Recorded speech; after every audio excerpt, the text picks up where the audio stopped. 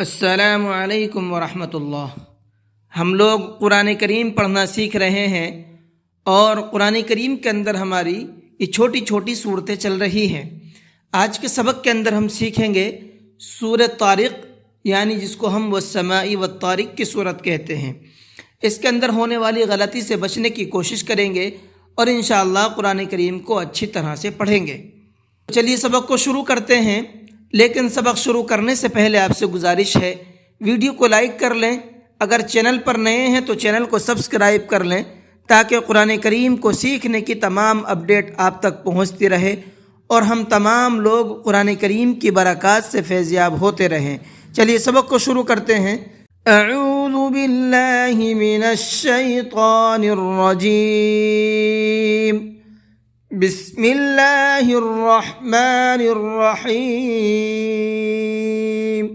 سورہ طارق مکیہ، اس سورت کا نام سورہ طارق ہے اور یہ سورت مکے کے اندر نازل ہوئی۔ والسماء والطارق، والسماء یہاں پر یہ بڑا مد بنا ہوا ہے، اور اس مد کے آنے کی وجہ یہ ہے، یہاں پر دیکھیے یہ حروف مدہ ہے، الف مدہ، اور الف مدہ کے بعد میں حمزہ اسی ورڈ کے اندر، اسی کلمے کے اندر آ رہا ہے جس میں یہ حروف مدہ ہے۔ تو اس صورت میں جب بھی حروف مدہ کے بعد میں حمزہ اسی ورڈ کے اندر آتا ہے جس میں حروف مدہ ہے تو وہاں بڑا مد بنا ہوا ہوتا ہے، تو اس کو ہم زیادہ کھینچ کر کے پڑھتے ہیں 4 سے 5 الف کی برابر۔ والطارق، قاف کے اوپر ہم نے وقف کیا ہے تو قاف ساکن ہو گیا۔ قاف حروف قلقلہ میں سے ہے، حروف قلقلہ میں قلقلہ کرنے کی شرط یہ ہے کہ وہ ساکن ہونا چاہیے، تو یہ ساکن ہے اس لیے یہاں پر قلقلہ کریں گے۔ والطارق، ہلکا سا آواز کو ڈبل کریں گے۔ وما ادراک ما الطارق، وما ادراک، یہاں پر چھوٹا مد بنا ہوا ہے، اس کو 1 سے 3 الف کے برابر کھینچنا ہے، اور اس چھوٹے مد کے آنے کی وجہ یہ ہے کہ یہاں پر دیکھیے یہ الف مدہ ہے، اور الف مدہ کے بعد میں حمزہ اگلے ورڈ کے اندر آ رہا ہے، یعنی جس میں حروف مدہ ہے اس سے اگلے ورڈ کے اندر، اور اس کے بھی شروع میں آ رہا ہے۔ تو اس صورت میں جب کبھی بھی حروف مدہ کے بعد میں حمزہ دوسرے ورڈ کے شروع میں آ جائے تو وہاں چھوٹا مد بنا ہوا ہوتا ہے، اس کو 1 سے 3 الف کی برابر کھینچ کر کے پڑھا جاتا ہے۔ النجم الثاقب، ان یہاں پر دیکھیے الف ہے، اس کے اوپر کچھ بھی بنا ہوا نہیں ہے۔ جب ہم کبھی بھی الف سے شروعات کرتے ہیں پڑھنے کی تو اس الف کو ہم حمزہ بنا دیتے ہیں، اس کے اوپر یا تو زبر لگتا ہے یا پھر زیر لگتا ہے، وہ کنڈیشن کے حساب سے ہوتا ہے۔ تو یہاں کنڈیشن یہ ہے کہ یہاں زبر لگا کر کے پڑھیں گے، ان، اور نون کے اوپر تشدید ہے، غنہ کر کے پڑھیں گے۔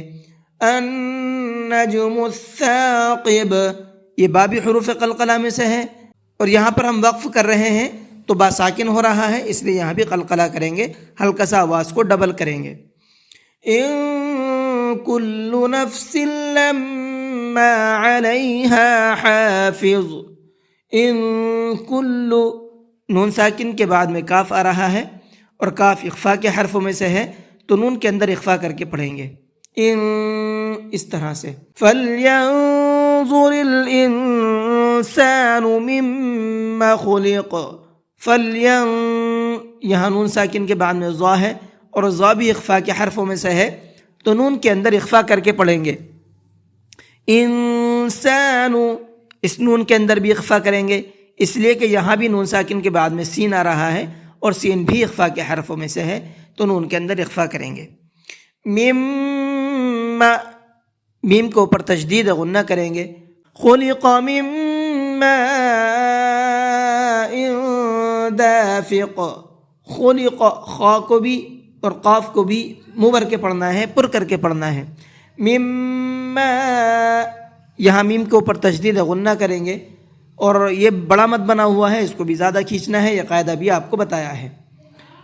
ماء دافق، حمزہ کے نیچے تنوین ہے اور تنوین کے بعد میں دال آ رہا ہے، دال اخفا کے حرفوں میں سے ہے تو یہاں بھی تنوین کے اندر اخفا کریں گے۔ کیسے؟ مما، اس طرح سے۔ یخرج من بین الصلب والترائب، الثاقب من بین یہاں نون ساکن کے بعد میں با ہے اور نون ساکن کے بعد کہیں پر بھی با آتا ہے تو وہاں ایک چھوٹا سا میم بنا ہوا ہوتا ہے جیسا کہ یہاں پر بنا ہوا ہے. اب مطلب یہ ہے کہ یہ نون نہیں پڑھا جائے گا بلکہ یہ چھوٹا والا میم پڑھا جائے گا اور تھوڑا سا غنہ کر کے پڑھیں گے. صلبی صاد کو منہ بھر کے پڑھنا ہے. والترائب یہاں بھی یہ بڑا مد بنا ہوا ہے اس لیے اس کو بھی تھوڑا سا زیادہ کھینچ کر کے پڑھنا ہے. تو آج کا سبق یہیں تک رہنے دیتے ہیں. آج کے سبق میں جو تجویدی پوائنٹ تھے میں نے آپ کو بتا دیے ہیں. آپ ان پوائنٹ کو یاد کیجئے, نوٹ کیجئے اور ٹھیک اسی طرح سے جس طرح سے میں نے بتایا ہے پڑھنے کی کوشش کیجئے. اور پھر پڑھنا کیسے ہے وہ بھی دیکھ لیتے ہیں. والسماء والطارق وما أدراك ما الطارق النجم الثاقب إن كل نفس لما عليها حافظ فلينظر الإنسان مما خلق من ماء دافق يخرج من بين الصلب والترائب. جی آج کے سبق کو یہیں پر ختم کرتے ہیں.